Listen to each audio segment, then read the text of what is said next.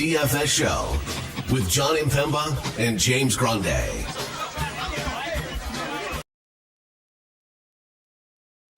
What is going on, FANation? John Impemba here with James Grande. Welcome into the Fantasy Alarm NBA DFS Playbook live show. It is Tuesday. We got 7 games here on the main slate, and it has been a very interesting day when it comes to injury news for today. Notably, one of the teams that we talked a little bit about last night, the Philadelphia 76ers, who were going to be without Joel Embiid. And then during the middle of the day today, midday downgrades for Tyrese Maxey to questionable, Paul George as well to probable. Could have basically a shortened rotation going up against the best team maybe in the NBA, the Oklahoma City Thunder, at least the best team in the West. So we got that obviously to talk about. Plenty of other injury news as well that we're waiting on. Our guy Justin Carlucci on the Playbook today has his hands full with all the latest injury news that is hopefully going to break during our show today. Because James, we have to build a lineup. We have to know who's playing. We have 2 games at 7 p.m. Fortunately, some of the injury news we are waiting on are in those 7 p.m. games, so that's a plus. But for a slate with some fun matchups on it, injury news is going to play a big part today. Someone who's not playing today, Malik Monk. So we did get that early today. So useful. That's good. Useful information there for the Sacramento Kings. Useful. See which direction we go to there. Do appreciate all of you guys already in chat with us here. Justin, always in our Discord, always in our chat out here today. Good luck to you all. Winning a lot, by the way. This guy is winning. He bumped up his single entry the other day, and he's like, he felt. Yeah, well, he said yesterday, he's like joining you in the 12 single. I'm like, dude, should have been playing the 12 single 2 years ago.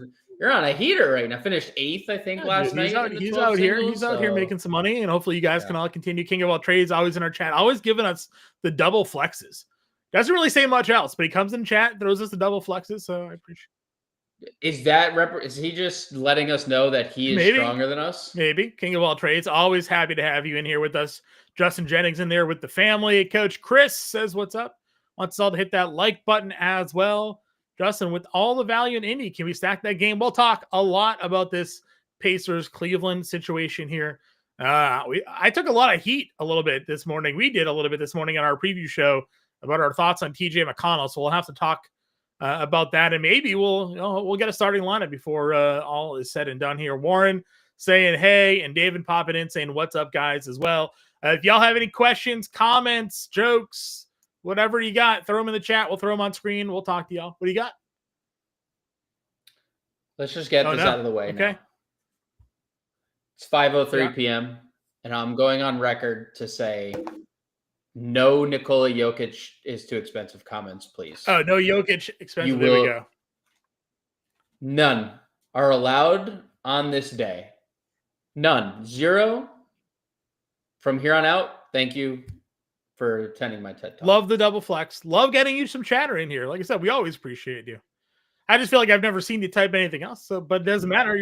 No, he has. You're allowed to lurk. No, you're allowed to just tune in. That's fine. But we appreciate you, my guy, giving us a response there. You guys want to join the Fantasy Alarm family? We got the 7-day free trial still going on. FantasyAlarm.com/win. Get your 7-day free trial, access to all of our premium content, not just for NBA, but NHL, NFL playoffs still going on.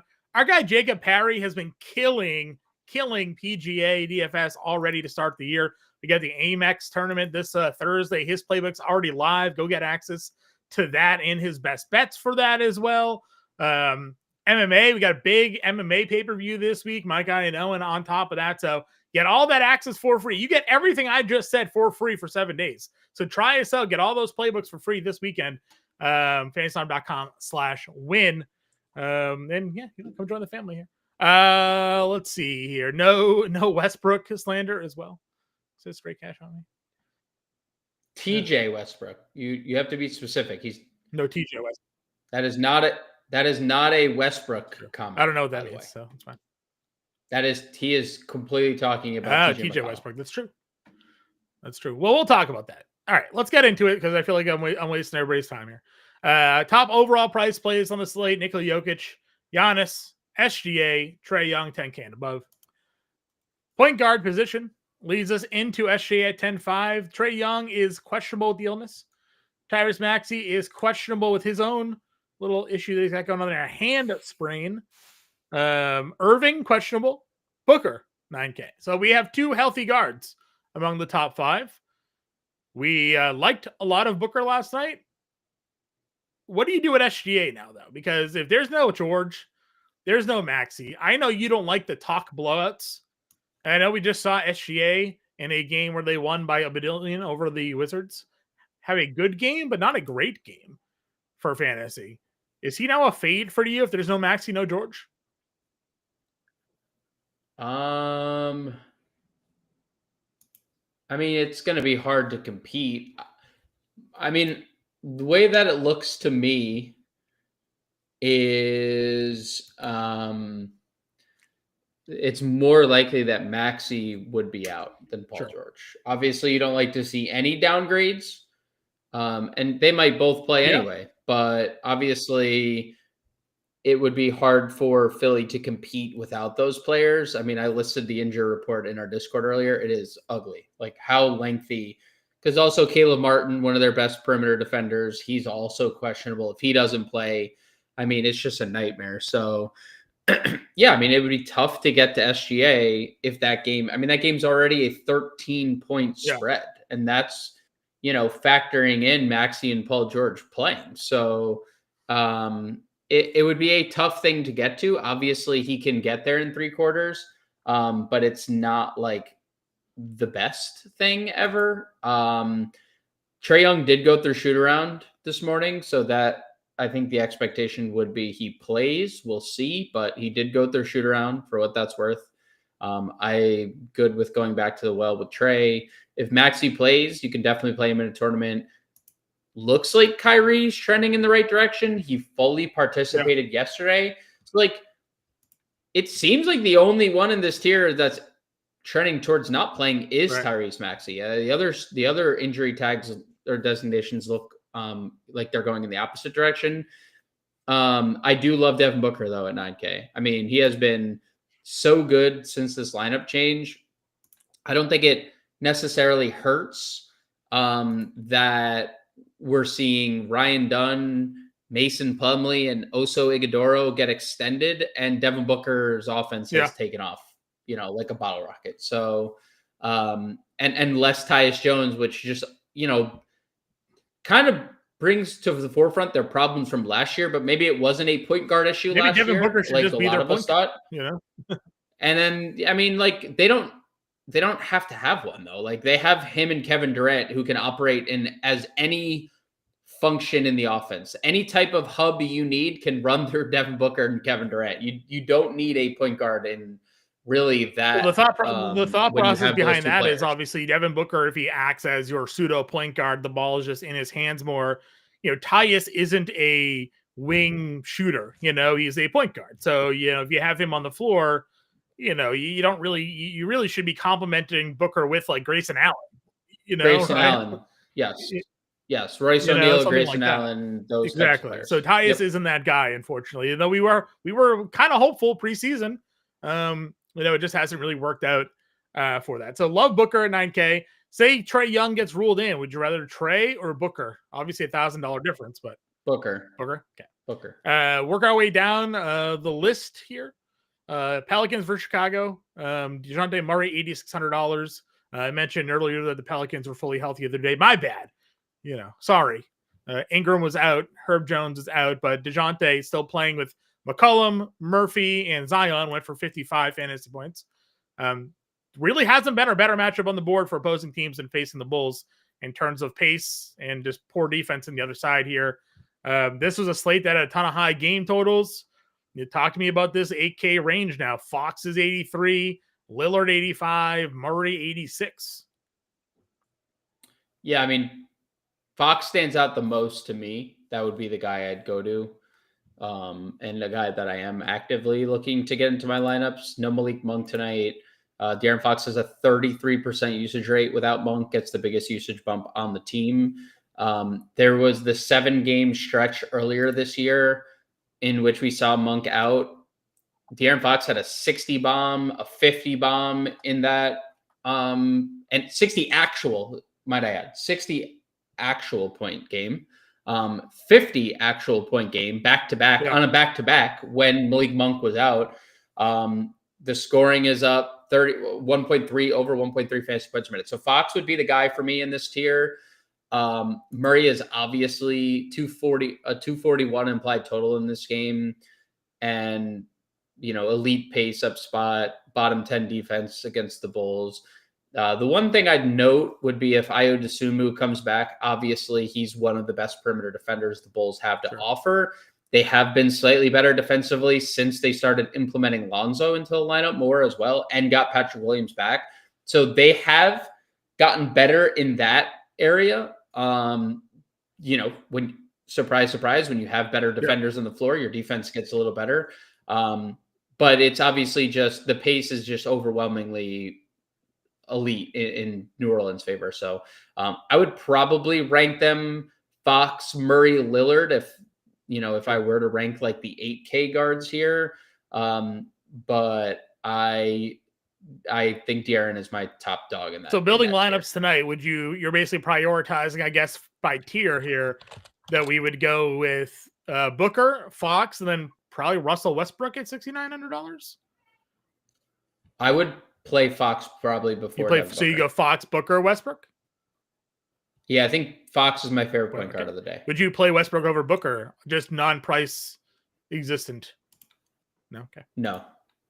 I think like I understand how good Russell Westbrook has been. I'm fully aware. I am looking at the numbers. I see the numbers. I am absorbing the numbers. I am SpongeBob. Yeah. Right? I don't think he is nearly as consistent as Devin Booker. I don't think the game environment is as good as Devin Booker's is in the Atlanta game, 235.5 implied points. Both games are 235.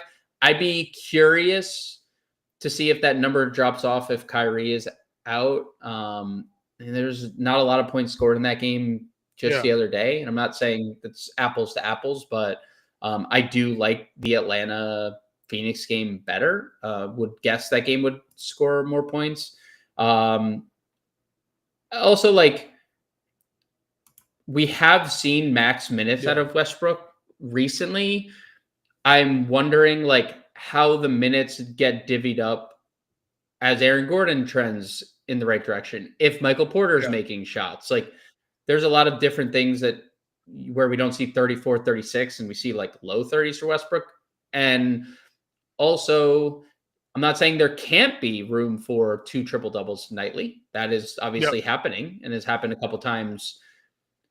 But I would say it's definitely hard for 2 players on one team nightly to average a triple double. And I think you and I would largely say more often than not, it's not going to be Russell Westbrook in the triple double category than, when you're saying it's easier to do when your team's scoring 130 points, right? Like, which they've been putting up a lot of points lately. So, but no, to that point, that's fine.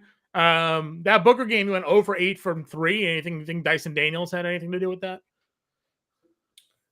Dyson Daniels is very good. So he very well could have had something to do with it. He still had 20 and 12. Yep. So, played 40 minutes. So like, it's still, that was the only like bad game around a lot of good lately. When it comes to ownership tonight, are you surprised that we don't really have anybody running away with it? We have a lot of guys just sort of in the mid to low 20s tonight. Notably, obviously the Pacers players here, but some of these Portland guys are kind of popping around here as well. Like, what are your thoughts when we hit this, next group down? Yeah, I mean, Simons obviously stands out. It's a great matchup. I think Portland would stand out a little more dependent on the Denny Avdia news, because then I think, there's a couple different things they could do. They could go with the triple guard lineup. You could technically play Shaedon Sharpe probably at the 3 and possibly move Scoot into the starting lineup. And that would obviously make sense of why the ownership on Scoot is high. And also, I would love, no Denny for Simons to to flourish even more. Dinwiddie would be perfectly fine if there's no Kyrie. Probably passing on all this Bulls stuff. Just not knowing what and who's going to play. And if everyone's in, it's going to be really hard, other than Levine and Vooch, to really decipher who's going to play the minutes. Io probably limited in some capacity, but like you bet your ass he's going to play defense in late in games over Josh Giddey if like Io's healthy and ready to go. And Kobe White closes as well. So, and on that stuff, I don't know what Brooklyn's going to do. Russell went their shoot around today. Would love to play some D'Angelo Russell if he plays, but you're probably not going to know. And then we get to the Indiana stuff. I guess I don't know. Like to your point, like nobody's running away with ownership. I largely think that has to do with Jokic, and largely has to do with like, when you get Jokic at 12-2, he's taking up so much of your salary. Everyone's doing something like different ways to like figure out how to build with Jokic. And we did that on the preview show. We kind of had a difficult time. Now we went definitely stars and scrub there to fit in, the pieces that we wanted, but 12-2, you do need to find some value. When it comes to the Pacers, again, I made the comment like, oh, no, it looks like no Halliburton, he's doubtful. We'd like it to be TJ McConnell, but they started Shepherd in the second half of that game, and Shepherd played more minutes, right, in that point. So we don't know what they're going to do with their starting lineup. We would like to be McConnell, but McConnell was playing with Halliburton in that first half. They subbed him in for Mathurin. So, what's your take? Do you think we see McConnell starting? Do we think we see Shepherd? I don't think it's McConnell. I'm not saying he's a bad play. Like you said, I just don't think he starts. He hasn't over like the last couple of years really started many games. It has not been like we're automatically going to the well TJ McConnell season. Like there's times where he closes, there's times where he gets extended. It hasn't really been lately, and they're winning. So it doesn't seem like something they're going to necessarily go away from or just like change. I mean, Halliburton's out. Andrew Nembhard is operated as the team's starting point guard plenty of times without Tyrese Halliburton, right? Well, it's not officially out, but doubtful.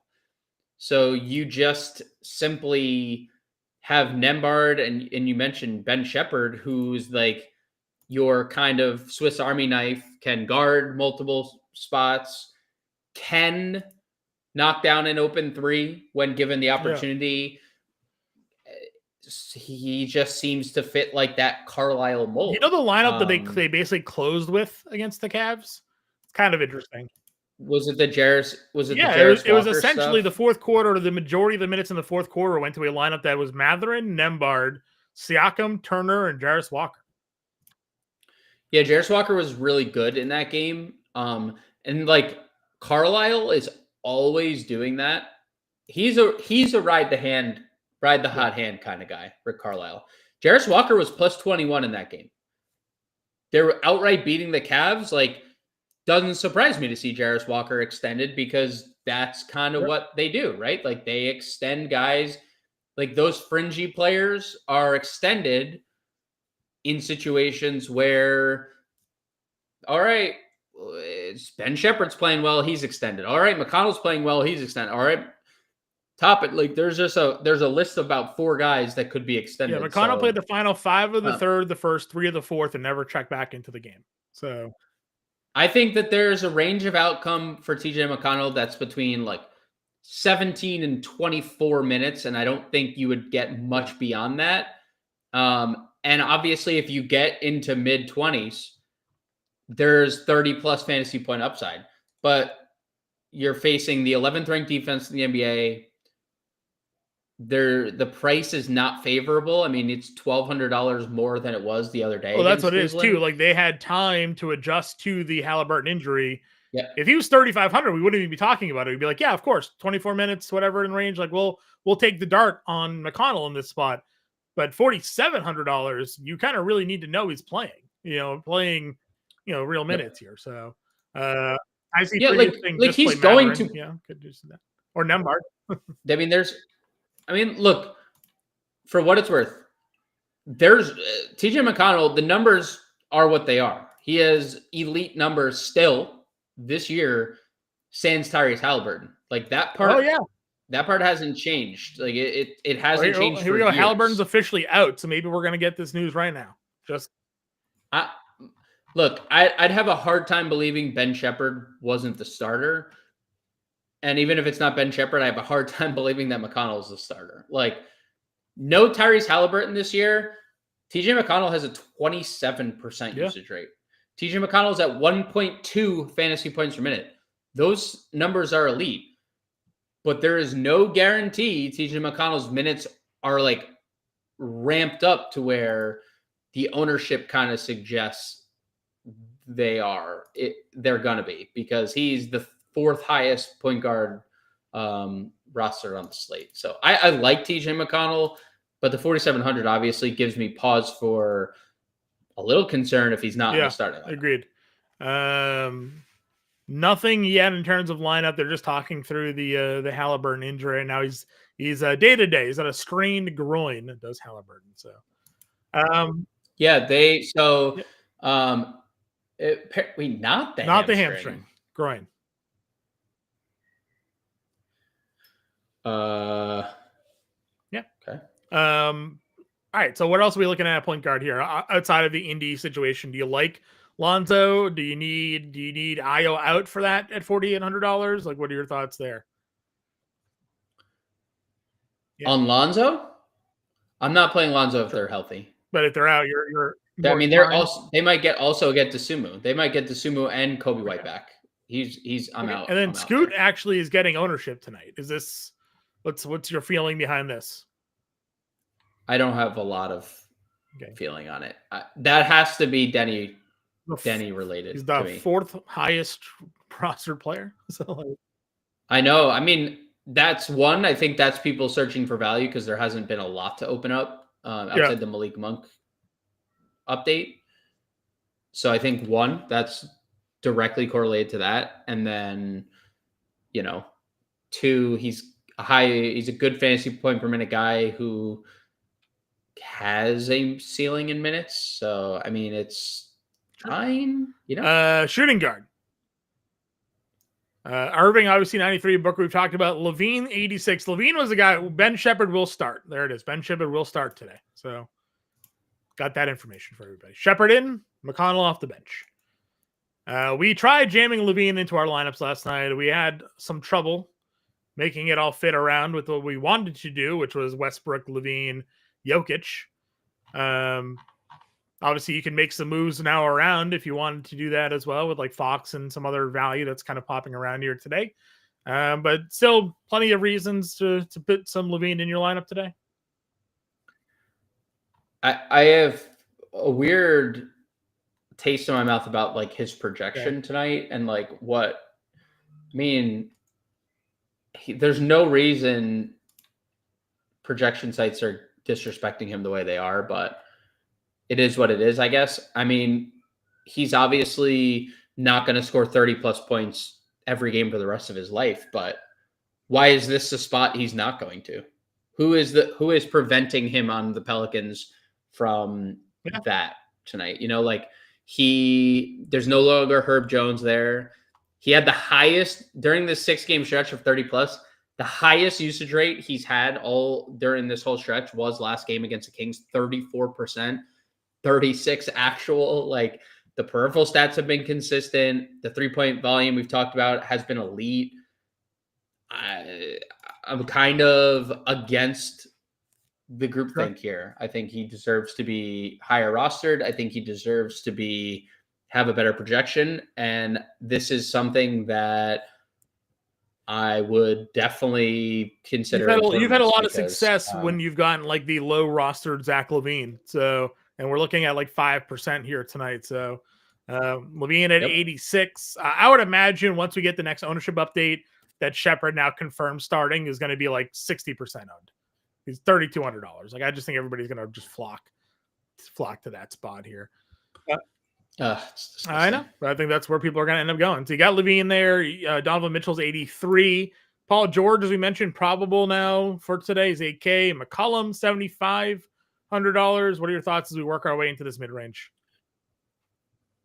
Yeah, I mean, Donovan Mitchell in tournaments, he's been pretty bad, but he's an elite player. Paul George leads them in potential rebounds the last couple of games, double-digit rebounds in back-to-back games.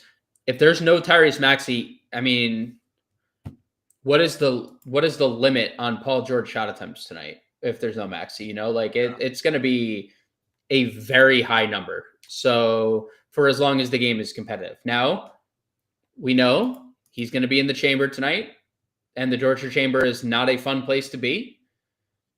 But, you know, if Lou Dort's in foul trouble at all, Paul George could take advantage of whoever else is guarding him. So, you know, I prefer him if Maxey's out.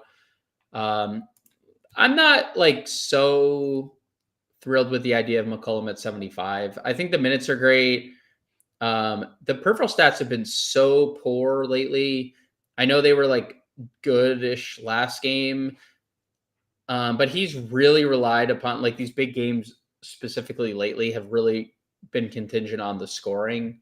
And I don't know how consistent the scoring is going to be night to night with like DeJounte, Zion, and Trey Murphy, you know, garnering the shot attempts that they're garnering. So a little indifferent about that price for McCollum. You can play him in tournaments if you want because the spot. Chad's bringing up Kelly Oubre here tonight. Again, tough matchup against the Thunder, but if there's missing pieces, he's pretty much has a infinite ceilings cap, it seems like, in terms of minutes.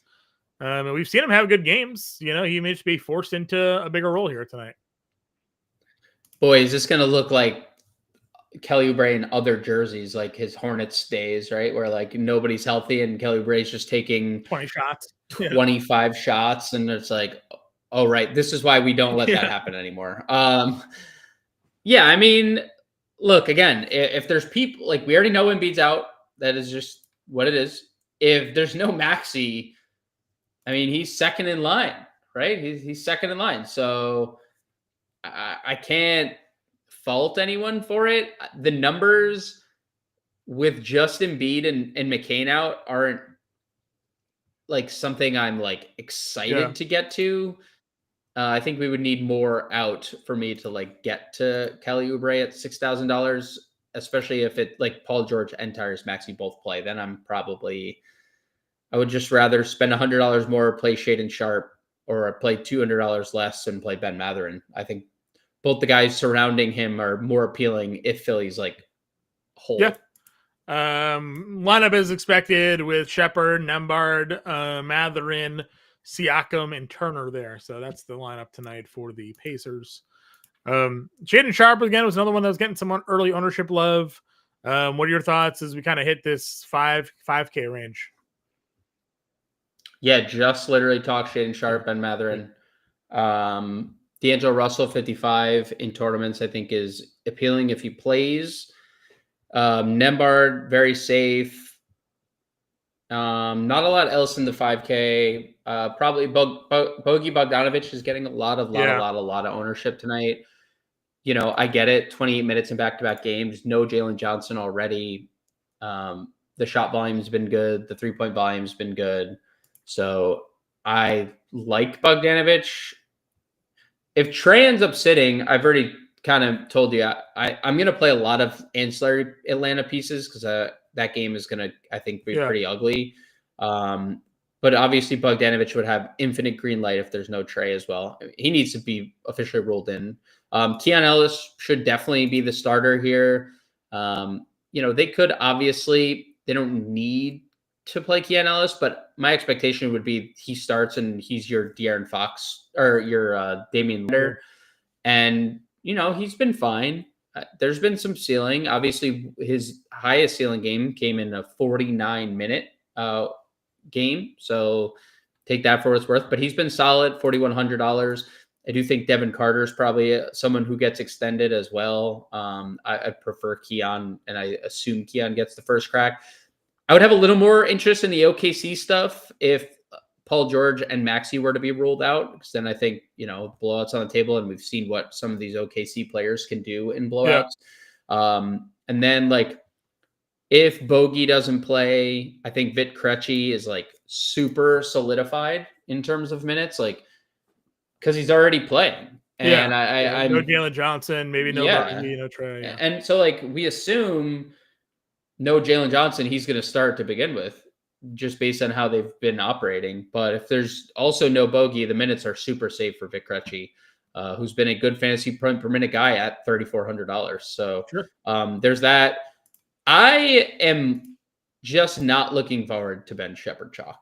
That is my one, like, I tweeted it earlier. Like, if I had someone who saw the future and told me Ben Shepherd was playing 40 minutes tonight, I still wouldn't play him. And maybe games this year he scored 20 or more fantasy points. So like maybe it's like a bad way to think because there's obviously more minutes, but like even when you look at Ben Shepherd this year, no Tyrese Halliburton, he's a 0.6 fantasy point per minute guy.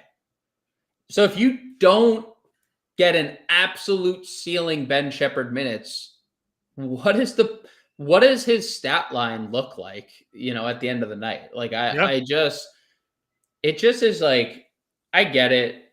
We need to find ways to get to Jokic and whatnot, but well, I think that's what it is, obviously. Well, would you rather play Ben Shepherd or Eric Gordon tonight? I mean, I guess it just depends on who's in and who's out. Sure, but assume Maxi's out or both are out. George and Maxi are out, dude. Like Eric Gordon's going to shoot. We know that. Yeah, I mean, if Maxi's out, then we got to reconfigure the conversation probably, because like we didn't talk Reggie Jackson min salary. Sure. We'd talk like Council at the upcoming positions or Edwards at the, like, there's a lot that could change. So like, I would say Gordon is, as we saw, more contingent on the Caleb Martin stuff because Gordon started for Caleb Martin. So if Caleb Martin's out, then maybe I'd consider Eric Gordon over Ben Shepherd. Pretty similar looking players. I probably prefer Krejci over both. Okay. Small forward. Again, a lot of these guys we've kind of touched on. Trey Murphy is here, 39 minutes against Boston. 36-4 in that game, knocked down 5 threes, 10 of 17 shooting. Didn't matter that Zion and McCollum and DeJounte Murray were there. He was the one that had the big game. This could be just a situation with New Orleans where they kind of trade off who has the big games on night-to-night basis here. And we have to remember also that Zion has at least been limited the last couple games that he's returned. If that ever changes and he's playing 35 minutes, there could be some things taken away. But where are you with Murphy at 7,700? Yeah, man. I mean, almost a 25% usage rate. No Brandon Ingram this year. I mean, we said it.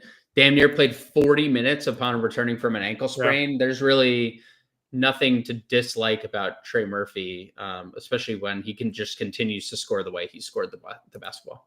Yep, I'm in agreement with you there. What about the mid-range? Obviously, some guys with dual positional eligibility that we've touched on already, but is there anybody in particular here that you're looking to key in on? Yeah, I mean, I kind of crapped on DeMar DeRozan last night because at that time we were just, under the assumption that Malik Monk was going to be out. The numbers aren't great. I mean, it is really like the Aaron Fox world, and we're just living in it when Malik Monk is off the floor. But obviously, DeRozan is still a very capable scorer. And we've talked about like the inability to accrue any peripheral stats because Domantas Sabonis is a vacuum. De'Aaron Fox and Malik Monk are dishing out all the assists. That obviously changes a little bit with Monk off the floor. So we're going to see, 40 minutes out of DeMar DeRozan tonight. And so, like, I think we're going to probably see all of the primary defense on Fox, Jackson, and if Trent plays and AJ Green, all their best defenders are going to be guarding De'Aaron Fox. So I do kind of, like DeMar DeRozan a little bit more. We talked Matherin. There's nothing else really like in the 6K range that I necessarily like. I mean, not a lot at this. As I said, there's not a lot at small forward in general, right? We're fortunate there's some guys with dual positional eligibility that we are cool kind of playing over here as well. We did have a Tosan question in chat. What do we think about Tosan? Ewoma. Tosan Ewoma. That's how you pronounce the Ewoma. Ewoma, right? Which is exactly how it's spelled. Ewoma. Yes. Exactly, like to Agreed. a T. 100%. No, I mean that's Cam Johnson went their shoot around, D'Angelo Russell went their shoot around. You would need, I would say he has a likelihood of DMPing if Cam Johnson plays. Sure. Right? It's like we don't know if Cam Johnson plays, he's not guaranteed. He's not guaranteed minutes. Definitely not guaranteed minutes if Cam J is back. I would agree with you. So you would need a lot of the Brooklyn stuff to remain the same. And both D'Lo and Cam J went their shoot around. Now D'Lo went their shoot around the other day and he didn't play. So like we thought he was good to go here. Yep. So like there's Anthony wants to know our thoughts on obviously Wiggins, and I would imagine all bench plays here. Maxey participated in shooting around, continues to be questionable. So we'll see. But obviously Aaron Wiggins, Isaiah Joe, we kind of covered this a little bit, Anthony, already. If you think that game blows out, you can get to some of these other OKC pieces because they'll get extended run there. Maxey going through shoot around is certainly a positive sign, though. So it's a good to see that there. Would you go with Jarice Walker? There was comments from Carlisle saying it's not about making shots. It's about getting down and getting after somebody. His exact quote. That was his quote. Getting down and getting after somebody. So he must be liking the defense he's getting from Jarice Walker here. I mean, dude, they used a lottery pick and then he was immediately blocked from blossoming because they traded for Siakam. Yeah. Like this kid is super talented. Very good offensive player, good handle, can rebound, can do everything. He's just like on a team that he can't. Doesn't really need him yet. Yeah, they can't. So, yeah, I mean, like, I think there's a case to be made for anything. They're going to play 9 tonight, right? Like I was going to say, it's just a nightmare that he played 7 minutes in one game between 19 and 22 because, like, that goes to show you exactly what could happen, worst case scenario tonight. Yeah, like if he's not getting down and getting after it, he's going to play 7 minutes, right? And then like Obi Toppin's extended and Shepard's extended and like then you're toast. But I obviously will say like if I'm picking between him and Ben Shepherd, I feel like I'd be more likely to play Jarice Walker than Ben Shepherd. Jarice Walker, we talk about it a lot, right? If you're not going to take a bunch of shots, you have to be willing to get dirty and get down and get after it, right? Get down and get after it, yes. Ben Shepherd's not taking shots, and he's also not getting down and getting after it either, right? Like so. Well, he gets after it, but it's like in a just cardio way, where he's like getting he's just out there to get a good sweat. He's a gritty defender. Like Ben Shepherd he's not getting you 3 stocks and 12 rebounds. Dude, Ben Shepherd is by all accounts a very looks like a very annoying basketball player to be guarded by, but like maybe like early Avery Bradley. Doesn't shoot. It doesn't help us. Doesn't help us. So yeah, I mean, I think Jarice Walker is definitely a pivot because one guy is getting over 20%, one guy is getting under 5%. So like there's clear leverage if you play the one guy who's not getting owned and he goes off. Yeah. Or he gets down and gets after it, of course. Yeah, Anthony, I mean, there's enough value for you to get FGA, Jalen Williams, and Hartenstein. Just remember, you're stacking a game, with a team that has a 12.5 points spread here. So just some risk. I also don't know if those I think you can correlate Hartenstein with either of them, but I don't think all 3 of those players correlate well. Yeah. Because you would really need this game to go 150, 140 for that to to be competitive. I mean, look what just happened when they blew out Washington. You got 44, 33, and Jalen Williams played 20 minutes. Yeah, you barely got enough fantasy points out of those guys in a blowout. So you're a Sixers fan, and I know you're like, oh, my team's got nobody playing tonight. We're just going to stack the Thunder. They could all go off, but if that happens, it's because this game's over in 3 quarters. Yep. So, anyways, there's plenty of value you can get to if you want to go in that direction. Anybody else for you at small forward? I mean, Dort is obviously getting ownership. It's more the price and the like. No one at this price starts. It's like I almost feel like Lou Dort is last night's Jalen McDaniels, where like he's a 4K starter that who got off to a really good start and then like never did anything again in that game. So. I would say if more people are out, I mentioned to you last night, I would play Richeche because he's going to start and he's going to close in a blowout. If that game does in fact blow out, I would have more confidence if just like simply if Bogdanovic weren't to play, I would think Richeche would get extended. So that would be something I would be monitoring. I don't know what you think of Herter, but Herter hasn't really been the guy that they've wanted to play. And I don't think it's coincidence. Like Doug Christie's taken over and has leaned like Keon Ellis over Kevin Herter. Like, Devin Carter, rookie, comes in and Devin Carter's playing over Kevin Herter, right? Like Devin Carter was a first round pick. Be a likely trade candidate here at the end, bio candidate or something like that. Yep. Casey pops in, says, what do we think? Jokic or Giannis as must plays tonight? We're Team Joker, but if you want to play Giannis tonight, like I'll never tell you not to suit him up. He had 74 2 games ago against Orlando. So he is quite good at basketball. Yep. I agree. I would play either, but we prefer the Joker, but $700 less. You can save some money there and play Giannis tonight. We'll touch on Keegan in a second here, Josh, but I know Grande does like him.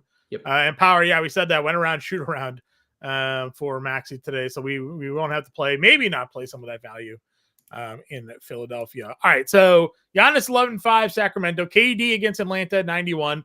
Zion $8,900. Limited the last 2 games. Maybe he gets a bump. We don't know. But thoughts here, top power forward position. Yeah, Giannis is great. Kevin Durant's great. Zion in a great spot. My expectation would be this is like slow, but I wasn't also expecting 28 out of the gate. So that was a surprise to me to see Zion playing so much so fast. Yeah, I mean, if you get 30 minutes of Zion, he might go for 50. That's really all you need. So I'm good with any of the 3 at the top. None of them, I would say, are a priority to me. I would say Durant is probably the top name in that tier. But if I'm playing Phoenix, I prefer Devin Booker to Kevin Durant a little bit. Sure. No surprise, or the most surprised thing of the day, John, is to see Pascal Siakam with so much ownership. I was so shocked to see that. Holy cow. Like, I was like, whoa, dude. Highest projected player on the slate, Pascal Siakam? What do you mean? Whoa, it's crazy. I mean, like, I get it. I do. I got to tell you, we just got the ownership update, and Shepard really didn't move. He's still just like 22% because people are looking at you too and like side-eyeing the hell out of this guy. They're like, yeah, I don't know. When do you get a $3,200 starter that doesn't immediately become like 60% owned? Like, it just when it's Ben Shepard. I know. That, I mean, the people are smart. People are smart. Yeah, they're figuring it out. Siakam, though, again, Cleveland matchup. He went 8 of 21, 0 for 5. Still had 37 fantasy points. Still over 5x his price point. This is just a really tough spot for every team. And do we think the Pacers really go and run off Cleveland again? Like, I don't know. I'm skeptical. Dubious. I am who has the longest winning streak in the NBA right now? They're right there. Them and the Kings. So I'm dubious. I don't know. I will again lose to the Siakam. Here's the thing with the Siakam chalk, right? He's not killing me. He's just like baselining 5x pretty much. So look, where I think things are. So I told you, like, the minutes have been the most frustrating thing for Siakam lately. Sure. He was pacing for about 34, right? So in that blowout, there was 34 minutes likely on the table. Does he get to 40? Probably. But if he gets to 40 at 7,100, like, you're okay with that. And then you look, like, no Nesmith, no Halliburton this year, 23% usage, third on the team, behind McConnell, behind Mathurin, 1.06 fantasy points per minute. That's solid. But to your point, is that killing? anybody at 1.06. Like if you put Pascal Siakam at 34 minutes and put him at 1.06 fantasy points a minute, is that like, it's fine. I think Pascal Siakam is fine. That's where you end up. Good stuff. Like it's fine. Well, that's what I'm saying. The fact that he is chalk like he's been, and that he's only just getting you the 5x, like I'm comfortable fading that. If he was chalk and we're looking at him with like a Zach LaVine, box score or something like that, like, man, he's going for 50 or 60 every night. Like that's killing me. Then I might have to consider it. But I'll just let the people play Pascal Siakam here. Play him in cash. If you're playing cash, Pascal Siakam, play perfect play tonight. Pascal Siakam. Keegan Murray. You kind of highlighted he's been on the uptrend of late. The minutes have been good. He's knocking down a shot, and it's a shot maker show. It's only $5,100, which helps. No Monk, so opportunities will be there. Where are we with Keegan today? So we've asked. Guy looked like his brother this year, and literally and figuratively. Like they literally look alike because they're twins. He's also looked like his brother in terms of not being able to make a shot. And this guy made 200 3-pointers his rookie year. It's the rookie record, right? Holy cow, 6'10", can knock down shooter, light the beam, all that stuff. Like, yeah, I mean, the minutes are great. The shot volume is solid. If you're going to give me double-digit shot attempts for Keegan Murray again, that's great. And if he's getting anywhere near 10 threes again, that's great. So no Malik Monk. He has the second biggest usage rate on the team. Yeah, sign me up for that. 5,100. I would say quite literally the only thing that we have to be worried about here is that he's probably guarding Giannis. Sure. And that is obviously not fun for anybody. Right. And on the flip side, Giannis is also probably hanging around him on this game. Yeah, so like you just need him to stay out of foul trouble, and I have no worries about him not attaining value. Keegan Levine versus PG-13 and Derek Lively tonight. What do you think? First pairing. Yeah, I'm going the first pairing as well there for you, Josh. Also, Josh, I built I just wanted to see his last comment was it has to be a FanDuel. It has to be FanDuel because I plugged that in. Boy, let me tell you, you had like $3,600 a player. I am not playing Ben Shepherd. That is not the key to the slate. Yeah, Josh, you're a FanDuel. I think Josh said he's a FanDuel player before. I think. Coach Chris wants us to get him off Westbrook. I'm not getting you off Westbrook. I like Westbrook. I would play him. I have no problem there. Yeah. I know you're a little Luke. You sound a little lukewarm on him. I mean, I'm not. I think I like Fox more. I think it's going to be hard for him to triple-double or approach triple-double like every night. I mean, Jamal Murray's too good of a player to not like have a say. Michael Porter got fully benched last game. Like there's a lot of different factors. I'm not against Westbrook. I'm just, I think point guard is a very deep position as well. So here's some Kenny Atkinson comments regarding Carlisle's decision. The decision to play Shepherd for Halliburton caught the Cavs off guard, specifically full court pressing them. He liked that Carlisle's phrasing of winning the aggression stats, turnovers and rebounding, is that he's going to steal that. So again, getting down and getting after it, defense, aggressive. We're getting Shepherd and Darius Walker just playing defense tonight to shut down. So what you're telling me is the Cavs are benching Donovan Mitchell and Isaac Okoro's in the starting lineup. I guess so. Thoughts on Iguodala? Value play today. Start of the second half for the Suns in that game. Though you mentioned there was no Nurkic in that game. He's out again. So he's out again, right? So I mean, the minutes have at least been consistent. They're splitting with Plumlee, and they started him over Plumlee last game. Maybe they just start Iguodala this game. So I was thinking about this because Trae Young in, Bogdan in. Okay. I was thinking about this because I'm a nerd, and I think about this stuff. And it might be me overthinking it too. They played 43 minutes combined, right? Yeah. a position per position, there's 48 minutes divvied up, right? Because that's just how it goes. 48, there's 240 minutes divvied up. Yeah. So they went small ball for 5 minutes. They also lost Grayson Allen in that game to an injury. And Grayson Allen closed the first half. They had not closed. They had basically closed with Iguodaro. But I'm just wondering how much Phoenix would do the small ball stuff here if, and I know we just saw it the other day. So that instance was Dunn, Booker, Durant, Beal, and O'Neal. And that's the kicker, where they got Royce O'Neal back, and they've elected to do this small ball stuff a lot when Royce O'Neal's healthy. So like Royce O'Neal and Grayson Allen being active, I am not like fully sold on the idea that Iguodaro gets to 30 minutes. And I'm not saying the 23 to 25 wouldn't be enough, but he isn't good enough per minute where I'm like confident he would get there in that time. Like, I feel like if someone told me he was playing 30 minutes, that would be the only case I'm truly confident in the Iguodaro minutes to like.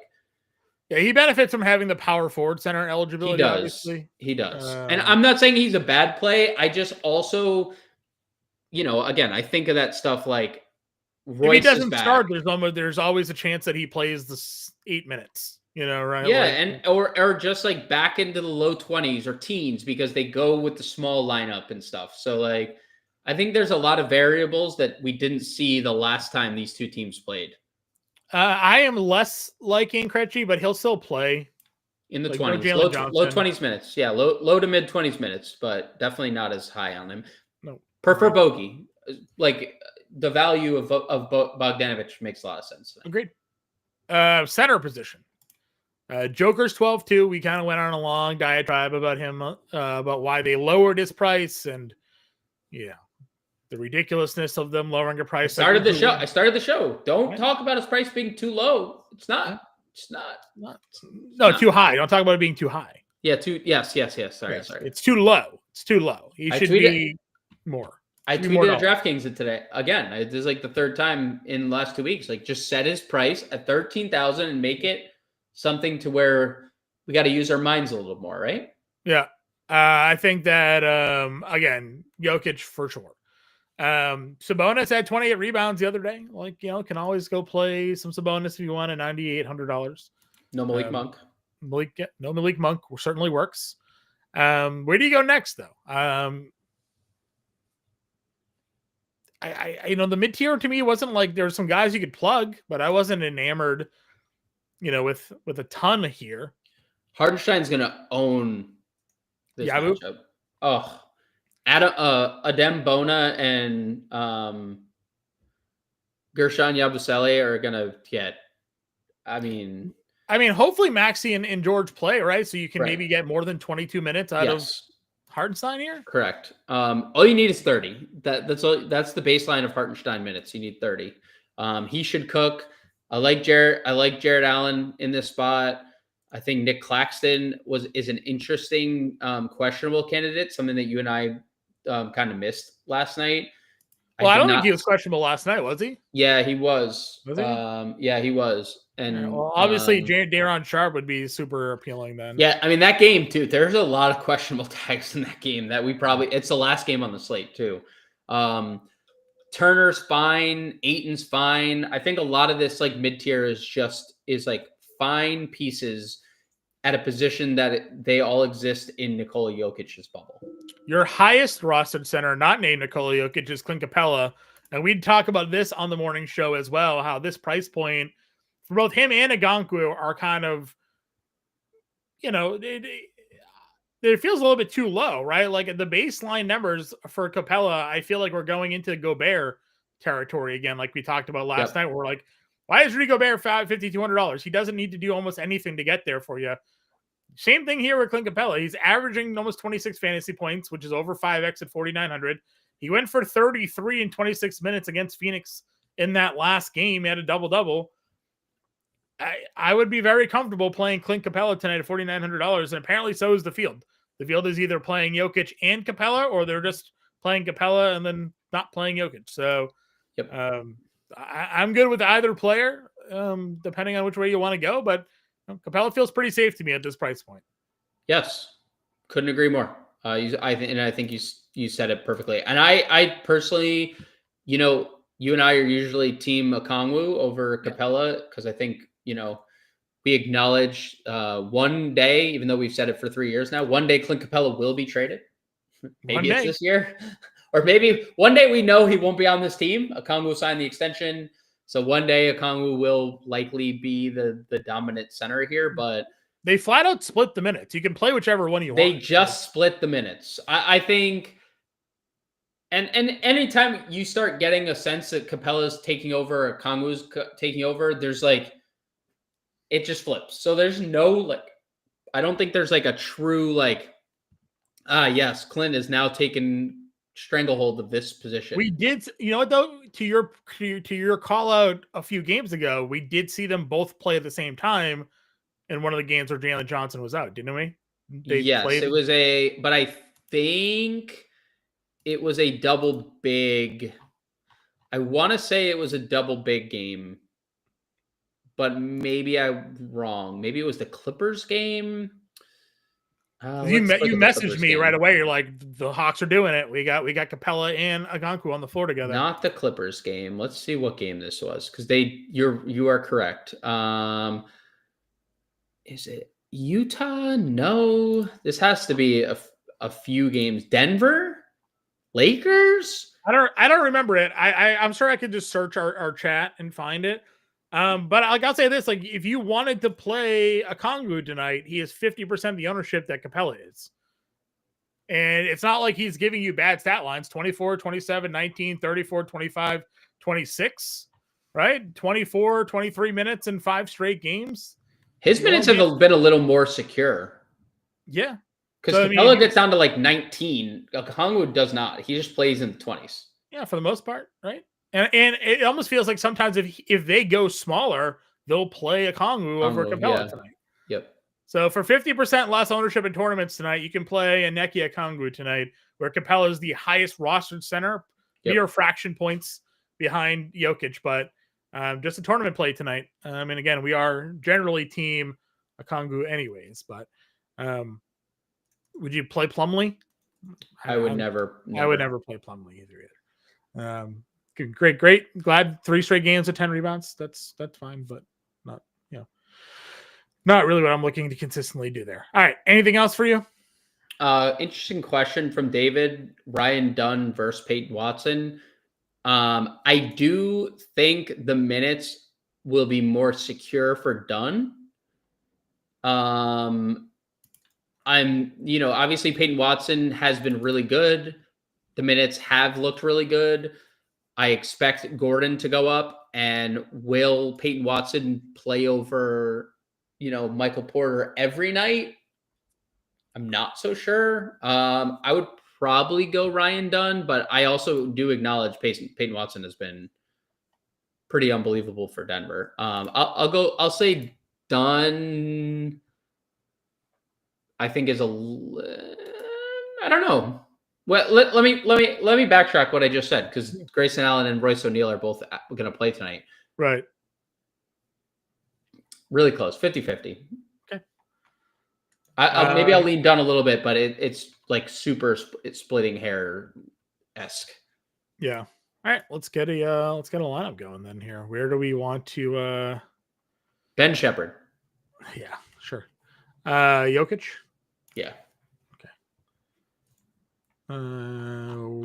Keon Ellis, 41. Dude, just plug Ben Shepherd.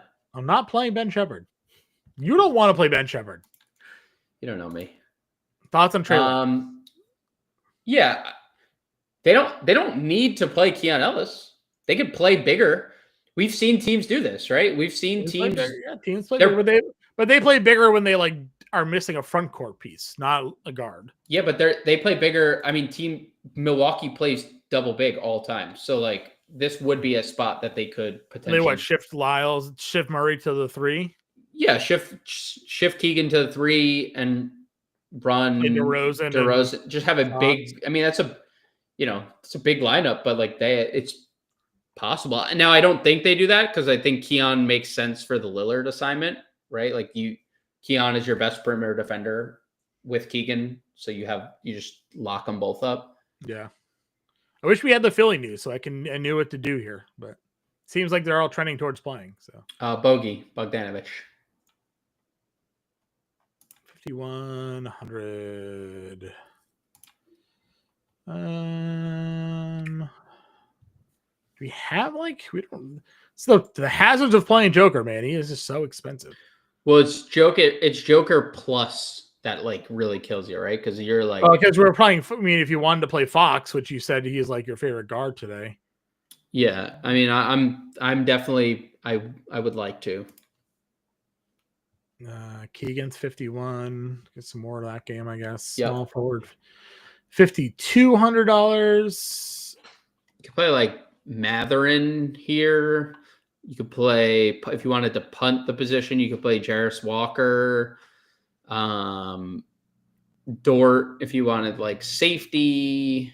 Do you like Ellis over Dort or Dort over Ellis today? No, not necessarily.